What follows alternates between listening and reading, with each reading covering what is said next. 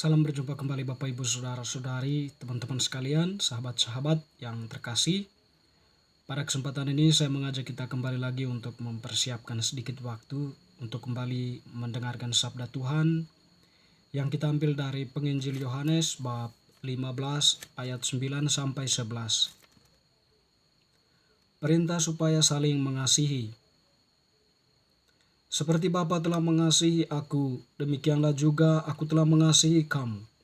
Tinggallah di dalam kasih-Ku itu. Jikalau kamu menuruti perintah-Ku, kamu akan tinggal di dalam kasih-Ku, dan seperti aku menuruti perintah Bapa-Ku dan tinggal di dalam kasih-Nya. Semuanya itu Kukatakan kepadamu, supaya sukacita-Ku ada di dalam kamu, dan sukacitamu menjadi penuh. Demikianlah sabda Tuhan, terpujilah Kristus. Teman-teman, Bapak Ibu, Saudara-saudari yang terkasih, Penginjil Yohanes yang kita dengarkan tadi menampilkan kepada kita suatu kisah di mana Tuhan memerintahkan para pendengarnya untuk saling mengasihi. Dan dia melukiskan kasih itu sendiri ya, kepada dirinya terhadap Bapa. Sama seperti Bapa telah mengasihi aku, demikianlah juga aku telah mengasihi kamu.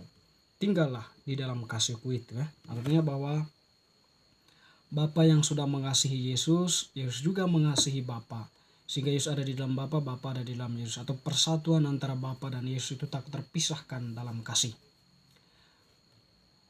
Dan Yesus pun mengajak para pendengarnya pada waktu itu untuk hidup juga di dalam kasih-Nya.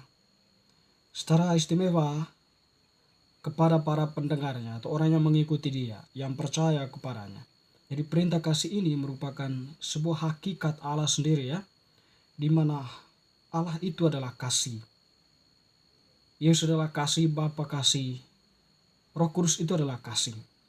Dengan demikian di dalam diri mereka hakikat kasih itu selalu terekspresikan. Dan apa yang terjadi itu atau hakikat kasih itu kemudian diungkapkan keluar oleh Yesus ya. Di mana tadi dia menggambarkan bagaimana dia mengasihi Bapa dan juga Bapa mengasihi dia, lalu mengajarkan itu kepada para pendengarnya. Harapan Yesus bahwa para pendengarnya juga saling mengasihi satu terhadap yang lain. Sama seperti Yesus mengasihi mereka, demikian pun sekarang harapan Yesus adalah mereka mengasihi Yesus dengan mengasihi sesama. Lalu ada sebuah jaminan ya yang disampaikan oleh Yesus. Kalau kamu tinggal dalam kasih-Ku atau menuruti perintah-Ku, perintah Bapa-Ku, dan kamu tinggal di dalam kasih-Ku, sukacitamu itu menjadi penuh. Ya, apalah ekspresi dari sukacita menjadi penuh itu? Apa yang kita rasakan sukacita itu menjadi penuh? Paling tidak bahwa kalau kita hidup dalam kasih Tuhan, Tuhan itu tinggal di dalam kita. Dan itulah sukacita terbesar yang kita alami atau yang manusia alami. Teman-teman saudara-saudara yang terkasih, perjalanan hidup kita sebagai manusia ya tentu terarah kepada suatu tujuan ya, yaitu hidup di dalam sukacita yang penuh bersama Allah. Itu tadi Tuhan mengajarkan kita kasih itu. Jadi bagi Tuhan ya, untuk bisa memperoleh sukacita yang penuh itu, hendaknya kita juga bertindak kasih terhadap sesama, sebagaimana Yesus ya sudah mengasihi kita. Dan dalam perjalanan hidup itu, mencapai kepenuhan sukacita itu yaitu dengan kasih. Kasih bukan untuk menuntut sebuah balasan kemudian. Tapi kasih yang dimaksudkan di sini adalah kasih yang tulus. Kita memberikan kasih kita itu ya dengan sebuah ketulusan. Karena memang kita ingin memberi. Kita ingin membantu seseorang. Bukan kasih yang dimotivasi oleh sebuah kepentingan agar dia bisa suaranya nanti bisa ke saya, atau mungkin ya saatnya nanti dia harus membantu saya memberi pinjaman agar dia mengembalikan pinjaman saya dengan bunga sekian.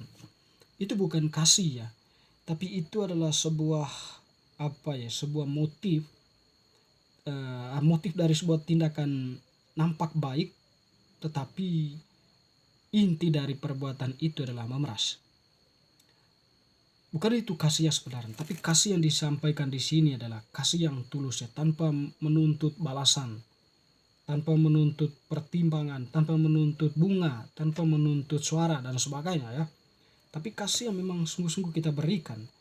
Bagaimana pendasarannya? Yesus sendiri ya yang mengasihi kita, sebagaimana tadi dia mengatakan, sebagaimana aku telah mengasihi kamu dengan sepenuh hati. Di mana Yesus ya? Mengajarkan kita tentang kehendak Allah, itu adalah sebuah kasih. Tindakan penyembuhan atau pekerjaan-pekerjaan yang dilakukannya, penyembuhan, pengusiran roh jahat dan sebagainya, itulah ekspresi kasih. Yesus tidak menuntut bayaran, balasan dari mereka. Yesus mengajarkan mereka untuk hidup lebih baik, untuk bertobat dan melakukan kebaikan dalam kehidupan nyata. Imanmu telah menyembuhkan engkau. Oleh karena itu ya, jangan berbuat dosa lagi, percayalah. Tentu di sini sekaligus Yesus mengajak, berbuatlah kebaikan sebagaimana yang dikehendaki oleh Allah sendiri. Teman-teman saudara-saudari yang terkasih, lebih sempurna lagi kasih Yesus itu adalah dia mengorbankan dirinya di kayu salib untuk keselamatan kita manusia. Itulah kasih, pendasaran kasih yang tulus ya dari Tuhan sendiri, kasih agape tanpa menuntut balasan dari manusia. Tetapi Yesus hanya mengajarkan agar kalian juga melakukan apa yang saya telah tunjukkan kepada kalian. Ini tadi kasih yang tulus ya. Kasih yang tulus memang membutuhkan pengorbanan, tetapi itulah kasih yang sesungguhnya. Allah sudah menunjukkan itu. Bagaimana kita manusia kemudian ya bertindak demikian juga meskipun tidak sempurna ya. Tapi paling tidak kita sudah mempunyai hati yang tulus untuk mengasihi. Teman-teman saudara-saudari, memang dalam konteks kita saat ini ya, dengan semangat individualisme, komunitarianisme, dan juga ya hal-hal lain itu ya semacam membangun tembok pembatas dengan yang lain. Sehingga konsep kasih apalagi tindakan kasih itu ya semakin terhalang.